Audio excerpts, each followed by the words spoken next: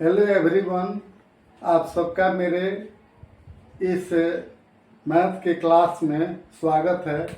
आज मैं एलसीएम और एचसीएफ के सवालों को हल करने के पूर्व इसके संबंधित कुछ धारणाओं को, कुछ कंसेप्ट को क्लियर कर देना चाहता हूँ। तो एलसीएम और एचसीएफ दरअसल संक्षिप्त रूप है, शॉर्ट फॉर्म में है। तो एलसीएम का फुल फॉर्म है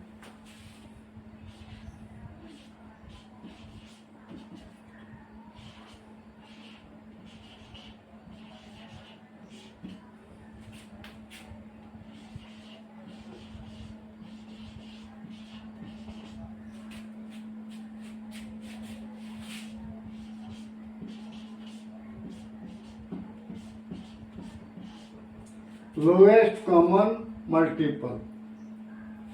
हिंदी में इसको कहेंगे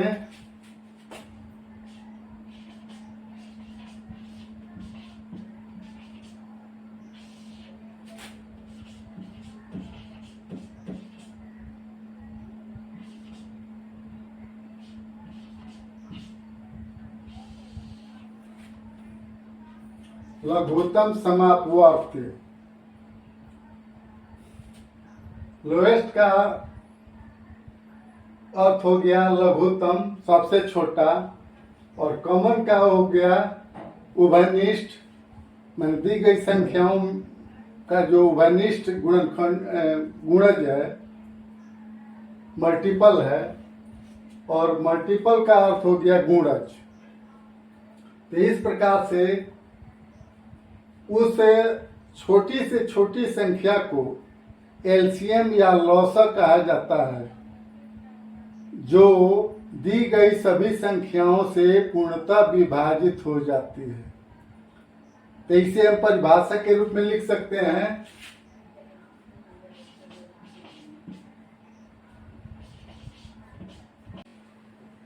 तो परिभाषा के रूप में हम लिख सकते हैं कि वह छोटी से छोटी संख्या जो प्रदत्त सभी संख्याओं से पूर्ण रूप से विभाजित हो, उन प्रदत्त संख्याओं का लॉसर या एलसीएम कहलाती है। लॉसर अर्थात लघुत्तम समापवर्ती। जैसे 4, 8, 16, 32, इसका एलसीएम निकालना हो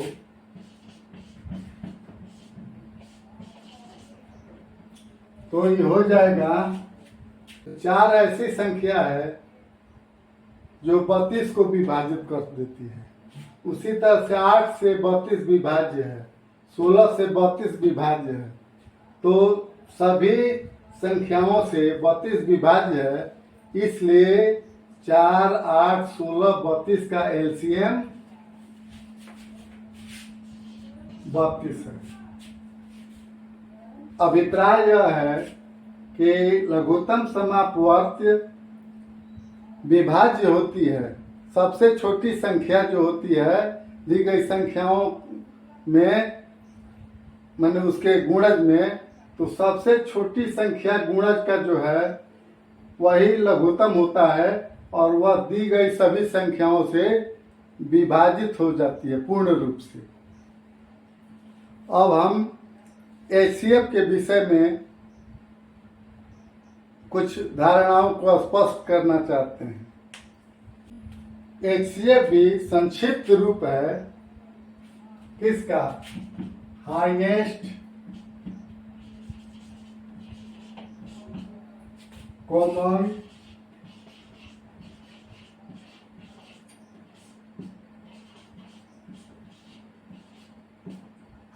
कॉमन फैक्टर।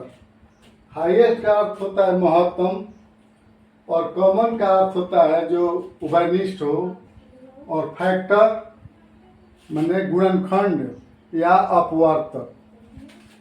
तो इसको हिंदी में लिख सकते हैं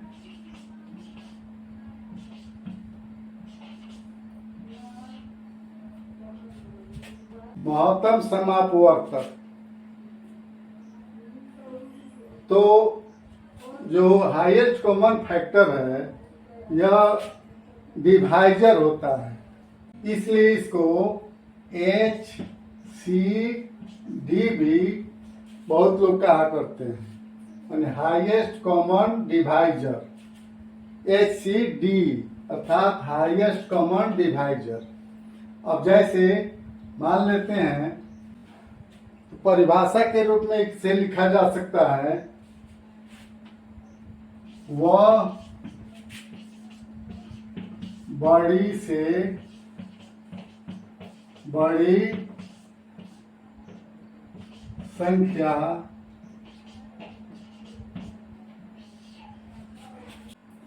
वह बड़ी से बड़ी संख्या जो प्रदत्त सभी संख्याओं का अपवर्तक होती है अर्थात गुणनखंड होती है तथा सभी प्रदत्त संख्याओं को पूर्णतः चाहे पूर्ण रूप से विभाजित करती है, उन संख्याओं का मोसक या एचसीएफ कहलाता है। एग्जाम्पल के तौर पर जैसे 10, 15, 25 का HCF निकालना हो तो हम देखते हैं कि 5 ऐसी संख्या है जो 10 को भी विभाजित करती है, 15 को भी विभाजित करती है और 25 को भी विभाजित करती है, इसलिए इसका HCF हो गया 5। जैसे 12, 18, 24 का LCM निकालना है, LCM तो इसको एक लाइन खड़ी रेखा खींचते हैं और फिर एक क्षैतिज रेखा खींचते हैं और तब सबसे छोटा जो अंक है उनसे इन तीनों में भाग देने का प्रयास करते हैं। तो सबसे छोटा अंक है 2, 1 को छोड़ करके 2 से भाग देने पर 6 हो जाएगा, ये 9 हो जाएगा, ये 12 हो जाएगा। फिर 2 से भाग देते हैं तो यह 3 हो जाता है, यह 9 हो जाता है क्योंकि 2 से 9 में भाग नहीं लगेगा। फिर ये 6 हो जाता है, 6 दूनी 12। फिर देखते हैं कि 6 एक ठो है जो कि 2 से विभाज्य है, लेकिन 3 और 9 2 से विभाज्य नहीं है, इसलिए एक बढ़ा करके 3 से प्रयास करते हैं। तो 3 एकम 3, 3 त्रिका 9, 3 दूनी 6। अब LCM हो गया, LCM बराबर 2 गुणे 2 गुणे 3 गुणे 3 गुणे 2, ये हो गया 2 दूनी 4, 3 12, 6 72, 12, 18 और 24। इसका HCF निकालना हो, HCF तो 12 को हम डिवाइजर बना देते हैं और फिर 18 में भाग देते हैं, तो 12 एकम 12, ये हो जाता है 6, ये कट गया। फिर 6 को डिवाइजर बना देते हैं और 12 में भाग देते हैं, 6 दूनी 12, शेष आ गया 0 रिमाइंडर। अब 6 से भाग देते हैं 24 में, 6 चौके 24, कट गया। इस तरह से HCF हो गया 6। इस तरह से LCM और HCF की धारणा को स्पष्ट करते हुए मैंने सोदाहरण दोनों को समझाया है।